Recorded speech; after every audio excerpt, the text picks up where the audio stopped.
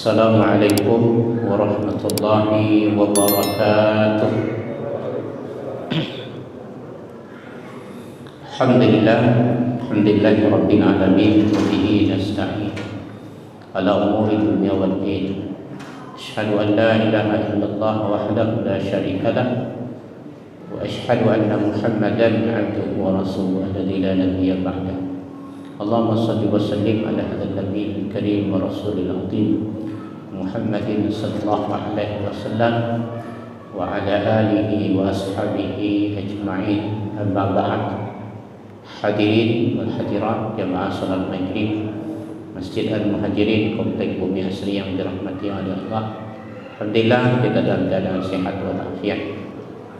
Malam ini kajian kita tentang ada 3 hadis ini yang akan kita bahas yang berhubungan dengan saf solat, yakni orang yang solat sendirian di belakang saf. Hadis yang pertama dari Ali bin Syaiban, wa kana min al-wafdi qala kharajna hatta qadimna ala an-nabi sallallahu alaihi wasallam fabay'nahu wa sallayna khalfahu thumma sallayna wara'ahu salatan ukhra faqada as-salata fara'a rajulan fardan yusalli khalfa as-saf qala fawaqafa alayhi an-nabiy sallallahu alaihi wasallam hina al-insiraf qala istakbil salata la salata lillati khalfa as-saf. Artinya dari Ali bin Abi Syaiban, ia adalah seorang utusan. Diriwayatkan ia berkata, kami berangkat hingga akhirnya sampai di hadapan Nabi sallallahu alaihi wasallam. Kemudian kami berbaiat dan solat di belakang beliau. Setelah itu kami mengerjakan solat yang lain di belakang beliau, di belakang Nabi sallallahu alaihi wasallam. Dan selesai solat, beliau melihat seorang laki-laki solat sendirian di belakang saf. Ali bin Syaibah berkata, Nabi sallallahu alaihi wasallam berhenti di sisi orang itu ketika berlalu pergi. Beliau bersabda, ulangilah solatmu, sebab tidak ada solat bagi orang yang solat sendirian di belakang saf. Hadis riwayat Ibnu Majah. Hadis yang kedua ini juga, la salata lil munfarid khalfas saf, tidak ada salat atau tidak dinilai salat bagi orang yang salat sendirian di belakang saf. Hadis riwayat Imam Ahmad.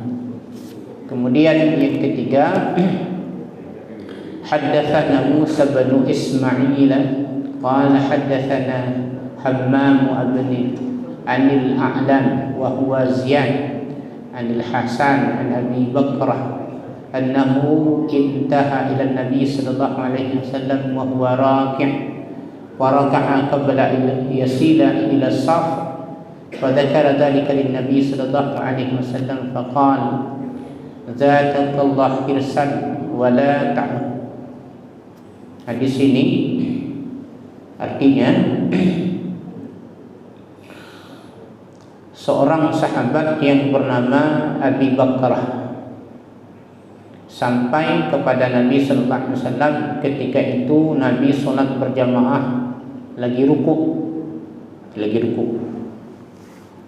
Jadi dia lagi ruku. Kemudian dia ruku sebelum sampai ke saf. Artinya di saf, di sini masih kosong, di sini masih ada. Dia di sini udah ruku sendirian di belakang saf. Fadzakara dzalika lin Nabi, kemudian disebutkan kejadian itu. Apa jawaban Nabi? Jawabannya, Allah telah memberikan kamu kesempatan, kamu tidak perlu mengulangi salatmu. Jadi Abi Bakrah ini hadis yang ketiga, salat sendirian, ruku sendirian di belakang saf. Kemudian baru sami Allahu liman hamidah, baru dia berjalan. Dia ceritalah kepada Nabi, ya Rasulullah, tadi saya datang terlambat, masbuk. Rukuk saya bukan di saf, di belakang. Setelah selesai baru saya masuk saf. Jawaban Nabi, Allah telah memberikan kamu kesempatan, kamu tidak perlu mengulangi solatmu. Maka hadis yang pertama tadi, Nabi memerintahkan orang yang solat sendirian di belakang saf. Tapi ketika sama Abi Bakrah tak disuruh ulang. Ini bermasalah. Kenapa beda tindakan Nabi ini kepada Abi Bakrah? Dan inilah menjadi perdebatan di antara ulama. Kalau ulama ngambil hadis yang pertama, nah kalau kita dihadapkan ini, kita aja dihadapkan, diambil hadis ini tanpa interpretasi dari seseorang ulama siapapun, kita nggak lihat. Jadi kita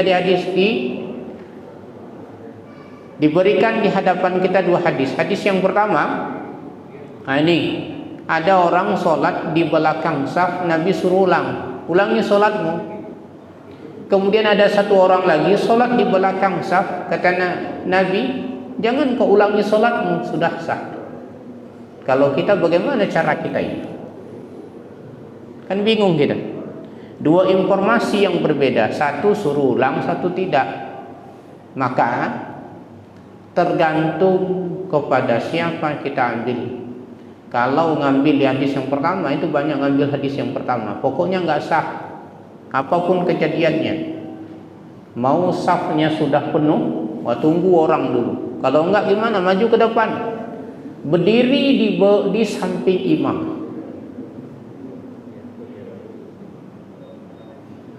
Berat nggak?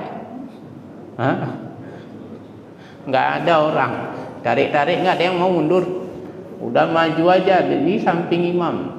Nah, inilah yang akan kita bahas, bagaimana solusinya ketika kita menghadapi masalah ini. Dan pasti kita hadapi, karena ini kewajiban kita, pasti kita, ya. Mazhab yang pertama ini yang paling keras. Bagaimana orang yang sholat sendirian? Ini katakan tadi, coba kita perhatikan hadisnya. Ini hadis, kita baca artinya. Ali bin Abi Syaiban ini datang utusan. Ini utusan ini begini. Setiap kabilah itu ngutus satu orang. Belajar kepada Nabi, tanyakan ini. Udah ditulis nanti. Ada yang ditulis, terserah nanti tanya apa. Setelah itu sampai dapat ilmu, nanti bawa pulang ke kabilah masing-masing. Jadi Ali bin Abi Syaiban termasuk utusan, ya. Wafidin. Kalau kita kayak kita wafidin yang kuliah ke luar negeri, utusan-utusan. Jadi dia berangkat sampai ke Nabi, ya, solat bersama Nabi sampai 2 solat. Solat pertama belajar, solat yang kedua juga demikian. Kemudian yang kedua tiba-tiba ada laki-laki yang solat di belakang saf Nabi. Di sini zahir hadisnya, tidak disebutkan apakah saf yang pertama di depan seorang itu sudah penuh atau tidak. Tak disebutkan.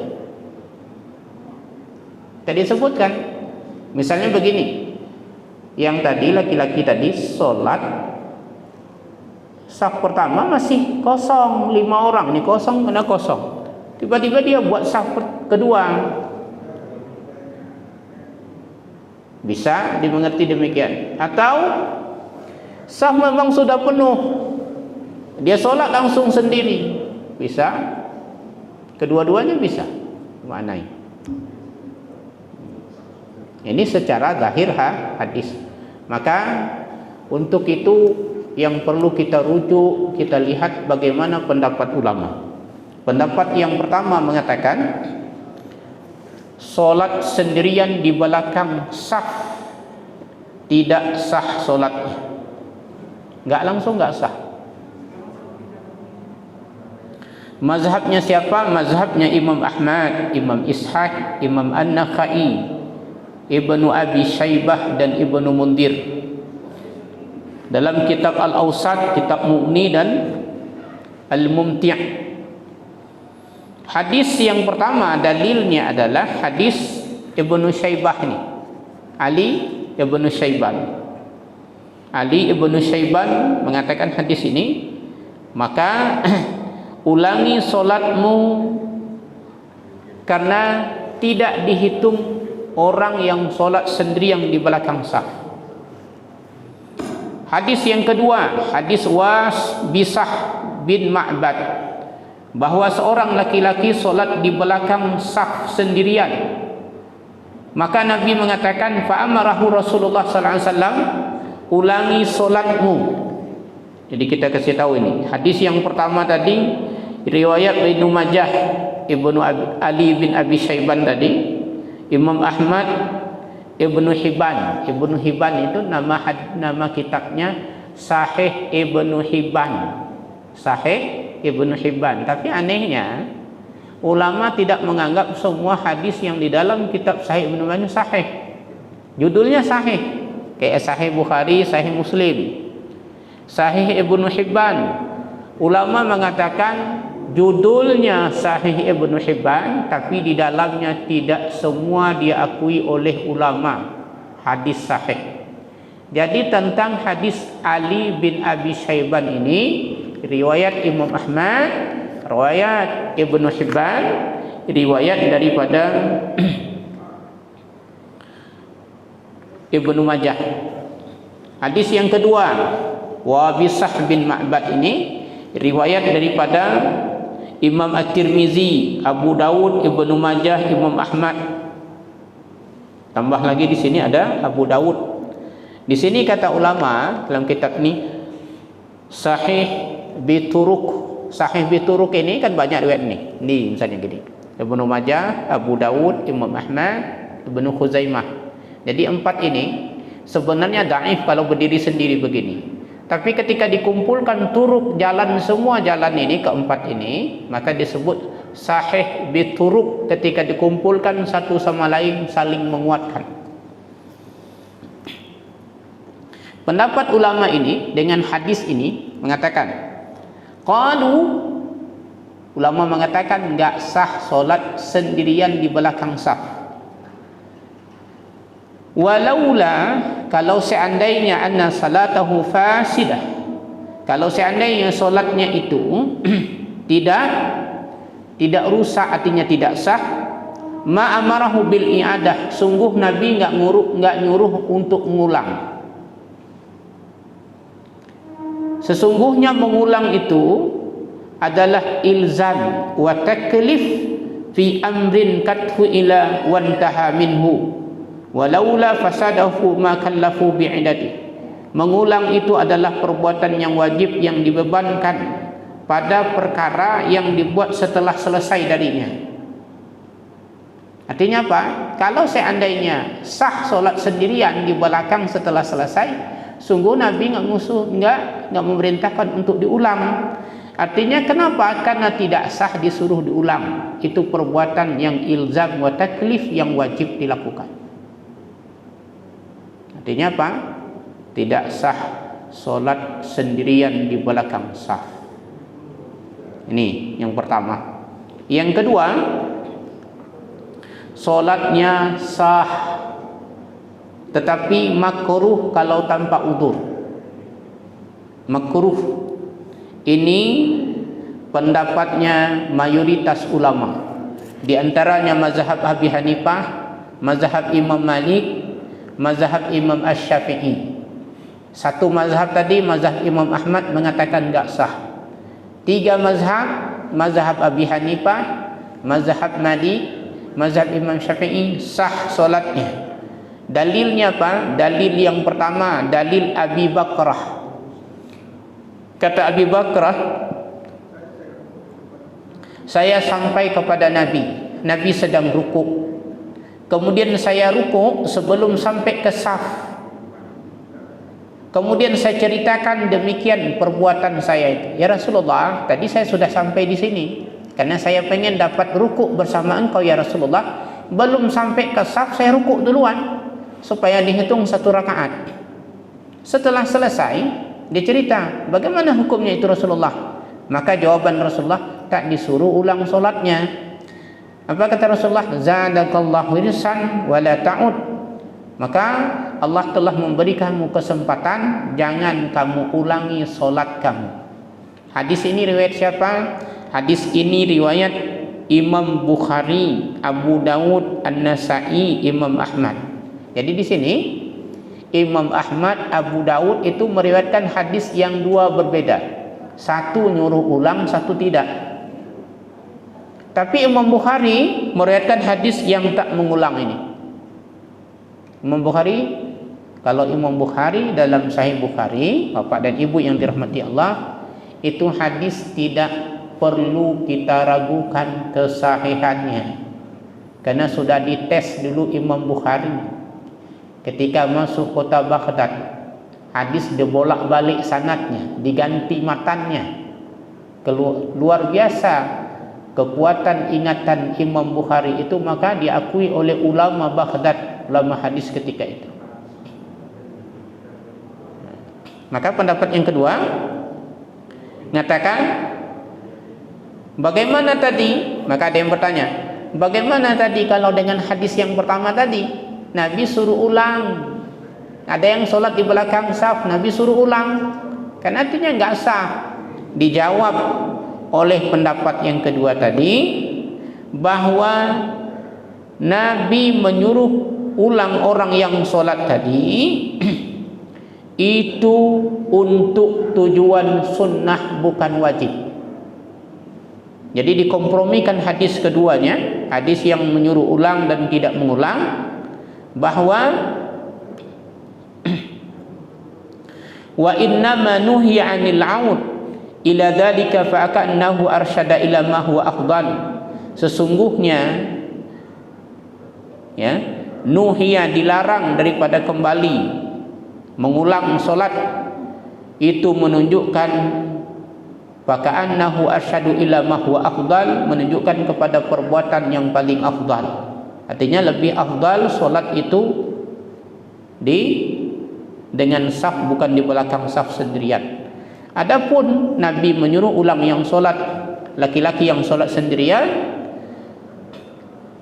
yang hadis Wabisah bin Ma'bad tadi, itu tujuannya di istihbab, hanya sunnah bukan wajib. Jadi yang pertama tadi yang mengatakan wajib, diam enggak? Yang ini enggak diam, dia jawab lagi. Nah, ini terjadi perdebatan. Kata yang mengatakan tak sah solat orang sendirian di belakang saf, dia jawab bahwa memungkinkan untuk dikompromikan dengan cara yang lain kedua hadis yang bertentangan tadi. Bahwa hadis Abi Bakrah itu khusus tentang umum hadis Wabisah.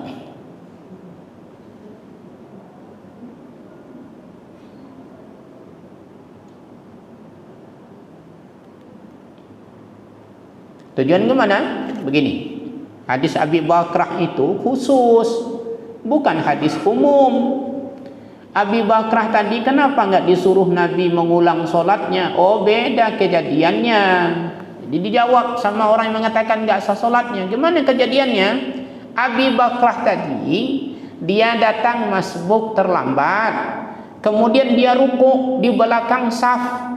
Kemudian setelah selesai dia ruku, dia masuk ke dalam saf, bukan sampai salam dia belakang mas. Gitu jawab. Setelah dia sami Allahu liman hamidah, dia masuk ke dalam saf. Ya. Kemudian baru dia salam bersama sahabat, bersama Nabi dalam keadaan bersaf, bukan solat di belakang sendirian. Maka Nabi enggak nyuruh kembali ngulang solatnya. Gitu.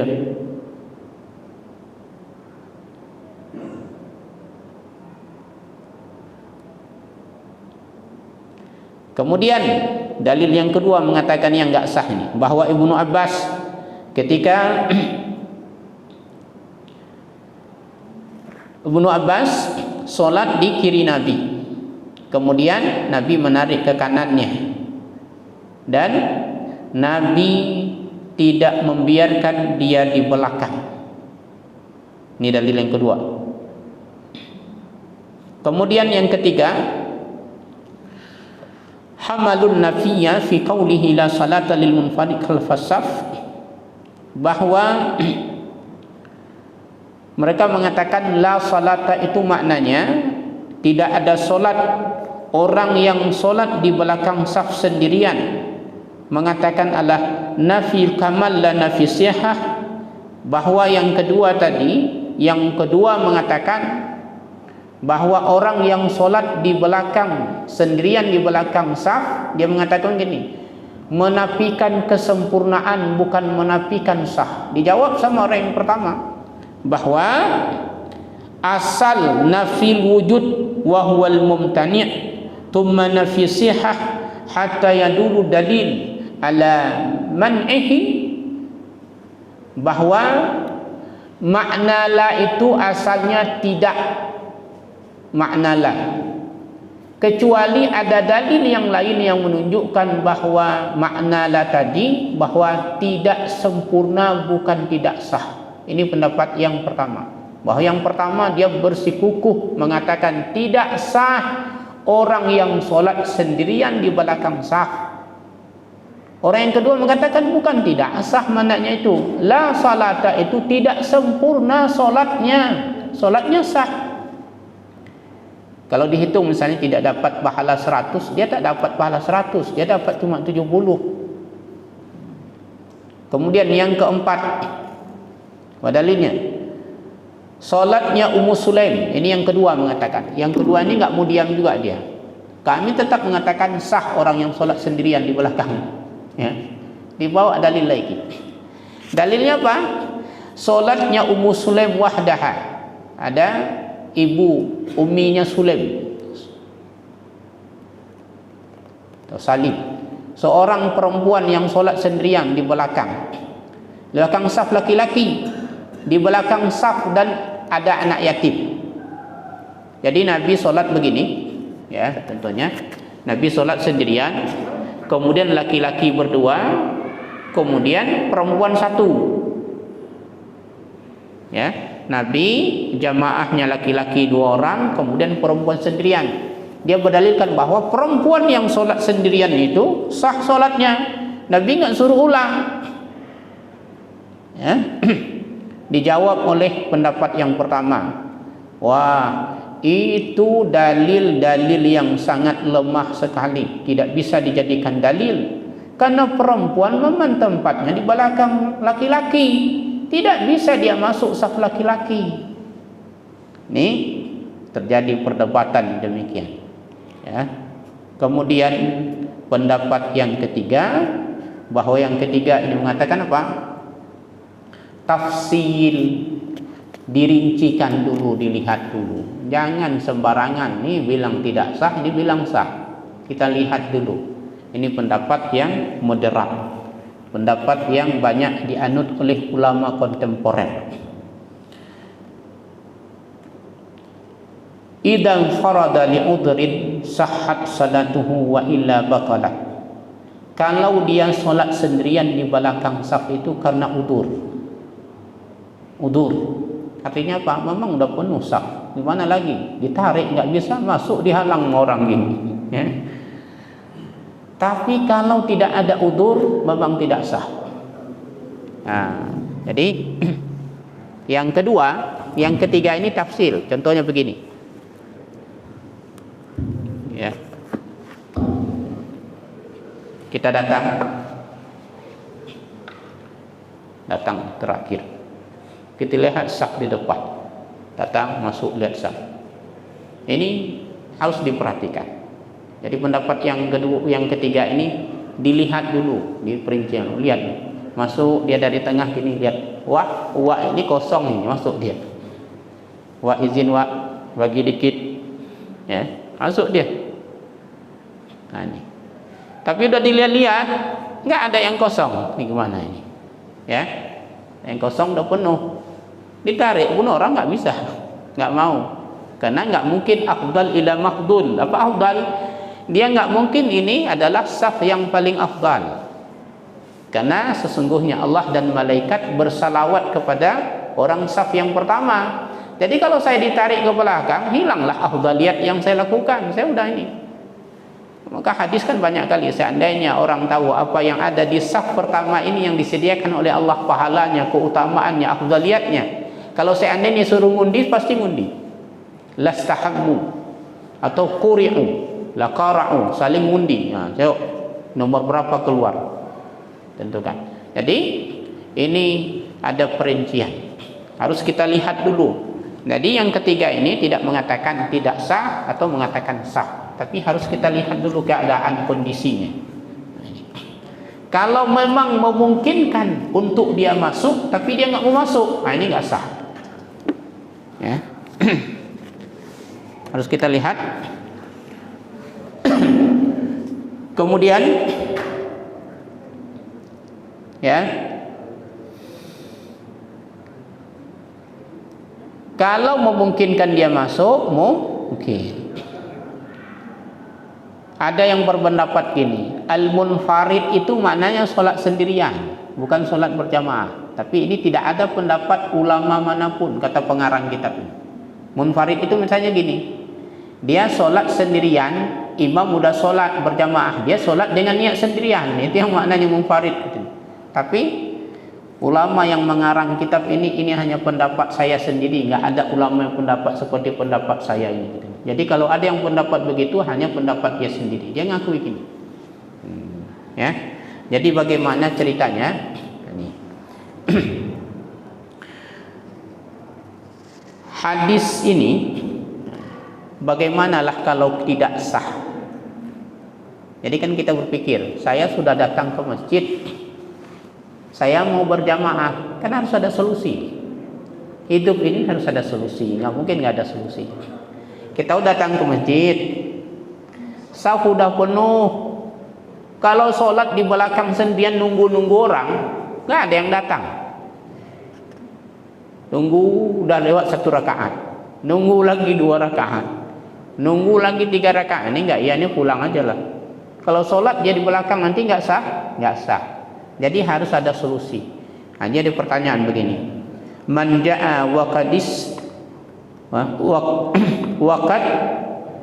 iktamalat sufuf mada yasna. Ada orang yang datang ke masjid, saf telah sempurna, sudah penuh, apa yang harus ia lakukan?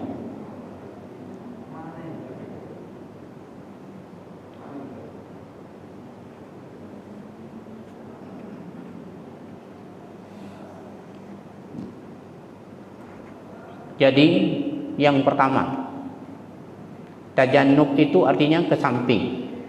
Kalau sudah penuh saf ini, maka dicarilah di sudut-sudut dia, kalau memungkinkan untuk dia masuk. Atau dia sholat di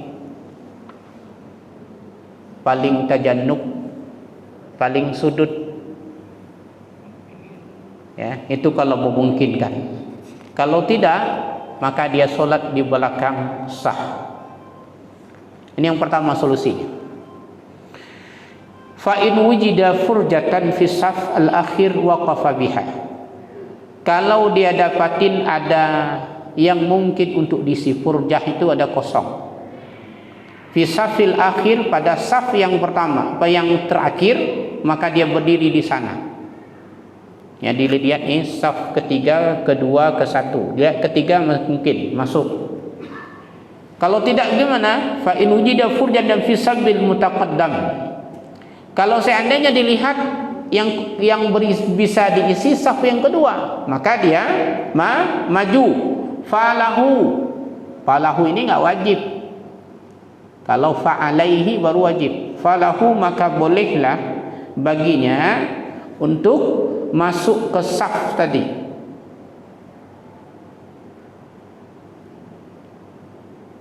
Kalau tidak ada bagaimana? Fa illam yajid illa yasifa bi janibil imam falahu dzalik. Kalau tidak dapat juga enggak ada saf yang kosong, maka dia berdiri di samping imam. Ini enggak mungkin juga, ya kan? Gelisah imam lihat buat apa. Ini kalau begini masjid, ya nggak mungkin, ya 2 orang yang mungkin masuk, yang di belakang nih, yang dekat imam mundur, udah ada saya kawan nih, nggak mungkin.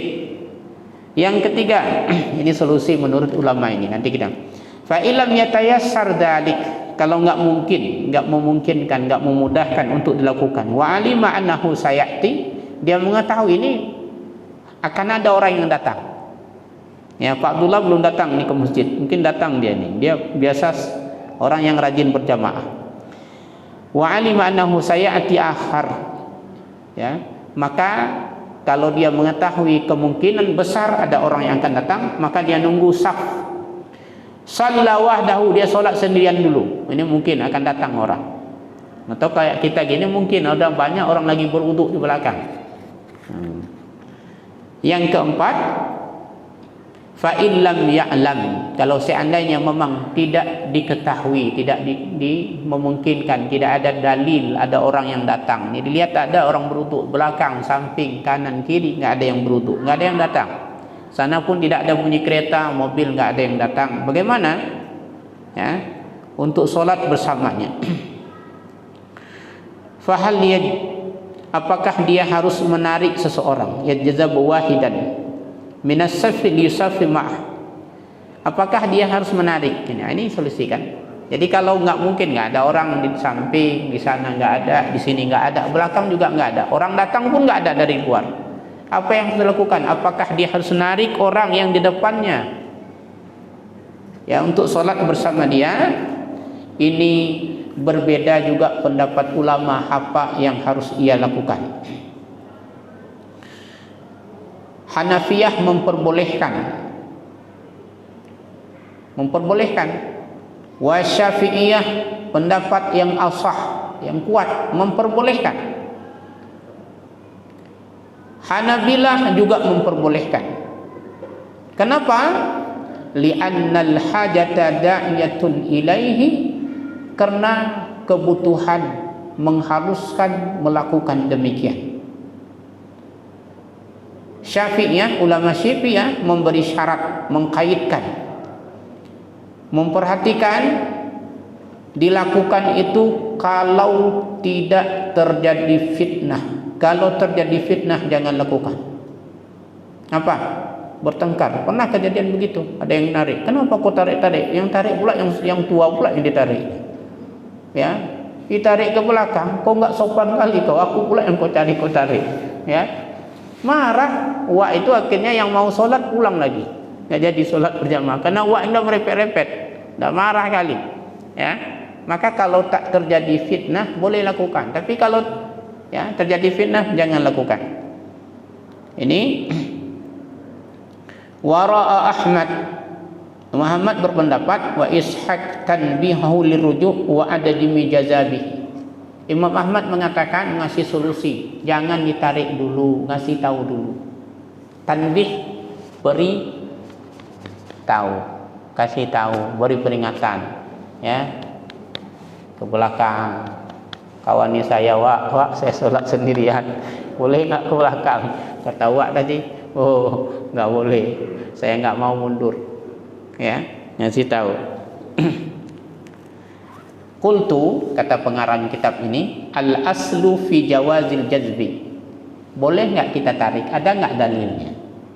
Ya, itu kita ketahui. Kalau kita lakukan itu pas di depan mertua kita, wah pas ini bukan orang lain. Ya, nggak tarik. Mertua lihat, menantu saya mundur saya. Atau menantu kita di depan, kita segan narik yang lain, pas anak, menantu, ya, tetangga yang akrab, kawan ngopi dan lain-lain, dah tarik aja. Lihatnya tangan kita, lihatnya dari jam udah kenal dia, ya. Yang narik kawan, mundur. Kalau kita ditarik gimana? Mundur, boleh. Tapi ini ya, ada nggak dalil? Hadis Ubay bin Ka'ab ketika seorang laki-laki menarik waqama maqamahu, dan berdiri di tempatnya. Falamman sarafa, ketika selesai solat, qal, dia berkata, inna hadha ahdullah minan nabi sallallahu alaihi wasallam, ahdi minan nabi sallallahu alaihi wasallam annalih lakin fihi mahadir ukhra ta'ti. Jadi hadis Ubay bin Ka'ab, dia solat ada yang narik laki-laki, dia berdiri di tempatnya, kemudian selesai solat apa katanya? Inilah sunnah Nabi yang harus kita lakukan, kita wariskan kepada orang generasi setelah kita. Tapi kata ulama ini, enggak mesti kita lakukan demikian, harus kita perhatikan poin-poin berikut ini. Yang pertama, ya, harus kita perhatikan apa? Tashwish 'ala rajulil majzub. Orang yang ditarik tadi jadi tashwish enggak? Jadi ragu-ragu, dia rusak solatnya. Kalau rusak enggak boleh. Orang pelupa, orang yang latah, ya, orang yang jantungan, itu enggak boleh. Yang kedua, fihi jinayatun 'alal ma'dub. Yang kedua, hadis ini tidak mesti didukung juga katanya. Kenapa? Itu jinayah. Jinayah itu apa? Makna jinayah itu perbuatan yang tidak menyenangkan kepada orang yang ditarik, karena di tempat yang paling afdal dia mundur ke belakang. Yang ketiga, membuka ruang, saf tadi udah penuh, akhirnya kena kita tarik, dia kosong. Yang keempat, itu juga kurang baik, ala safil kulluhu litahrukin ajlasadil furjah. Itu juga kurang baik kalau kita lakukan. Kenapa? Kalau lakukan saf yang pertama, orang yang kedua masuk, yang ketiga masuk, ya, terus begitu. Itu kurang baik. Artinya kata pengarang kitab ini, al-ula, yang paling afdal, alla yajzaba ahadan, tidak boleh ditarik siapapun. Liusalli wahdahu di ajli udhurin, dan solatlah sendirian di belakang karena udhur. Ya, walaupun ada hadis ini tidak bisa diamalkan semerta-merta. Jadi bagi kita artinya tadi mengambil pendapat jumhur ulama dengan catatan kita solat memang dalam keadaan udhur. Sekarang banyak begini, ini belum penuh saf pertama, udah buat saf yang kedua. Itu bagi imam enggak boleh. Banyak kejadian, imam harus tegas, dia komandan. Jangan takut, walaupun kita digaji sama BKM, tegas, karena ini urusan milik kita, ya. Dan dapat honor dari jamaah, tapi kita harus tegas. Kita berdiri, Pak mohon maaf Pak, penuhkan saf dulu, saya enggak akan takbir. Kalau Bapak mau takbir silakan ganti tempat saya jadi makmum. Penuhi saf dulu, baru buat saf yang kedua. Begitu banyak di masjid, saya lihat masjid-masjid besar, Masjid Al-Jihad, kena mengejar, mau rukuk dia langsung, ya. Ini saf yang pertama belum penuh. Jangan sekali-kali lakukan. Kalau ngambil pendapat pertama tadi, kalau dia solat sendirian dalam rukun begini, ya, kalau dia berpindah berarti melewati rukun, berarti nggak sah solat, karena memang sengaja dia ngambil solat sendirian, karena kebetulan ada yang menemani dia terakhir. Alhamdulillah. Tapi kalau selesai itu tidak sah solatnya. Hadirin wal hadirat rahimakumullah. Ya, kalau ingin ada yang bertanya, sudah masuk waktu Isya, dipersilakan.